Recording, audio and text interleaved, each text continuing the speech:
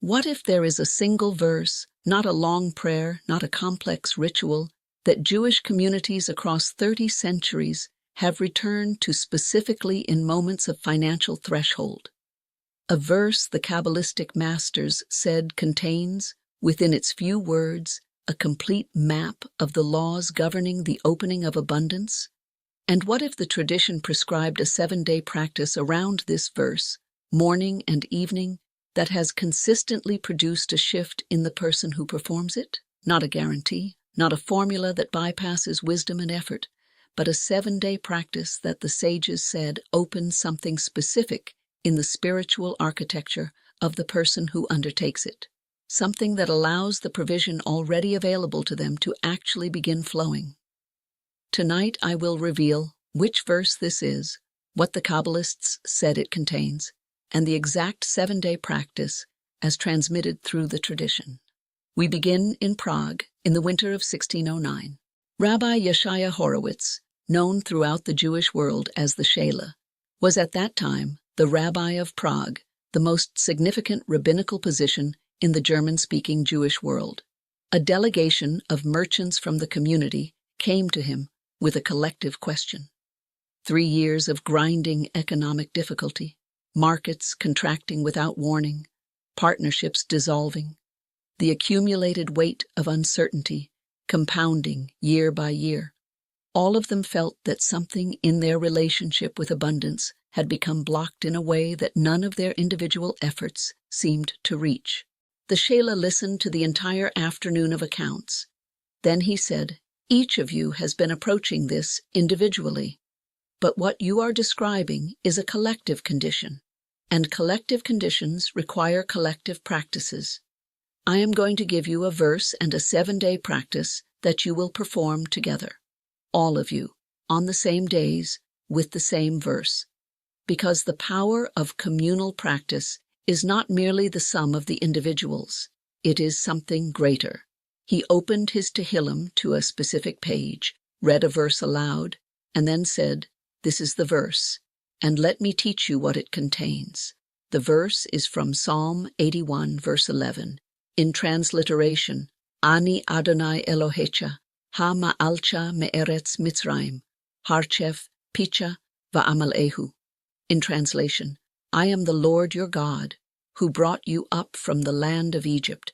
Open your mouth wide, and I will fill it. The verse has 3 distinct movements, each carrying a complete teaching. The first movement, I am the Lord your God. The word Elohecha, your God, is personal. Not, I am the Lord your God. The source of provision is declaring a specific, personal relationship with the person reading these words, not abstract, not distant, present. And when they open their mouth, they are not broadcasting into empty space. They are addressing a source that has already declared its intention to respond. The second movement, who brought you up from the land of Egypt. Mitzrayim shares its root with Mitzar, narrow place, place of constriction.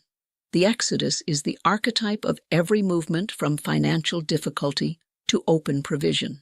The verse is saying, you have been brought out of the narrow place before. The constriction is not permanent. The source that accomplished this then is the same source that addresses you now.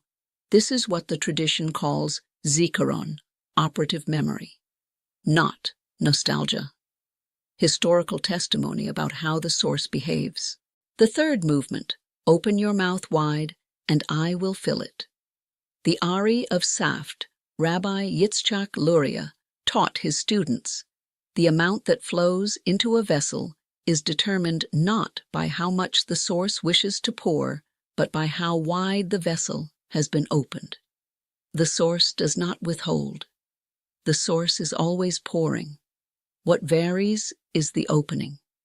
A narrow opening produces a narrow filling, and the person who habitually opens narrowly, who asks cautiously, who qualifies every request, who limits their declared need to what their plans can explain, has chosen a narrow filling, not because the source is withholding, because the vessel has not been opened. And the second half, va'amal ehu, and I will fill it.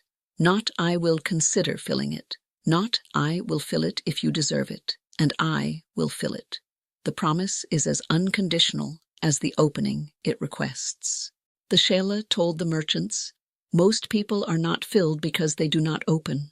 They do not open because they do not believe the filling is available, and they do not believe it because they have not regularly received the message of this verse, that the offer is real, the relationship is personal, and the filling is waiting for the opening.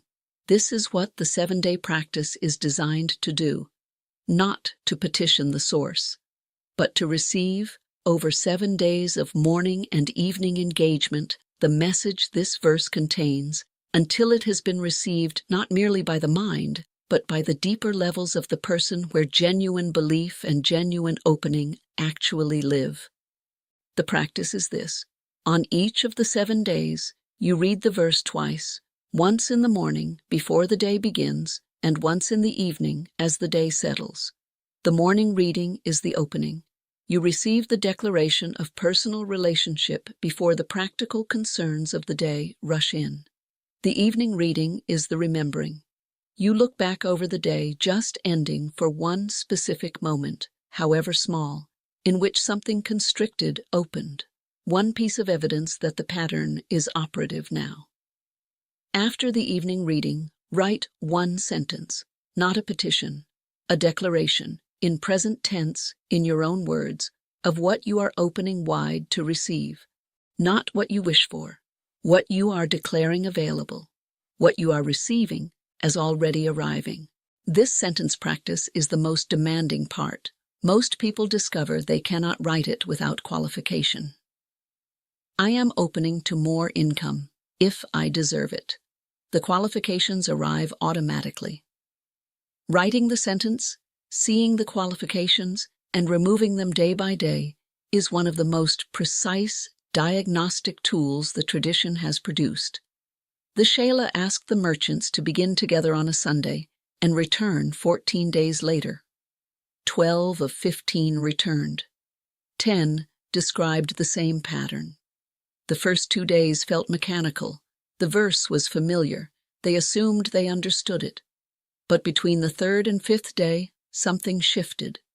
The personal declaration began to feel not like a theological statement, but like a direct address. The Exodus reminder began to feel not like ancient history, but like a message composed for their present situation. One merchant, Reb Avigdor, said, "On the 5th evening, I realized I had been writing the same qualification every day. I am opening to greater provision if I can figure out how. That night, I saw it. The if I can figure out how was my attempt to control the filling. My job is the opening. The filling is the source's job. And the moment I removed the qualification, something settled in me that had not settled in 3 years. The Shelah said, open wide. Not strategically, not to the width your plans can explain. Wide. The wideness is the request. The filling is the response. Begin tonight. 7 days, morning and evening. The verse twice each day. 1 sentence each evening, written without qualification. Ani Adonai Elohecha, hama'alcha me'eretz Mitzrayim, harchef picha va'amal ehu. I am the Lord your God, who brought you up from the land of Egypt. Open your mouth wide, and I will fill it. Subscribe to this channel. Each week I bring you another piece of this living inheritance, the wisdom of Torah, the teachings of the Kabbalistic masters, the ancient practices that have sustained Jewish families through every form of difficulty into lives of meaning and enduring abundance. And in the comments below, tell me, which of the 3 movements of this verse speaks most directly to where you are right now? The declaration of personal relationship, the reminder of the Exodus, or the instruction to open wide? The practice begins not when you finish reading. It begins when you open.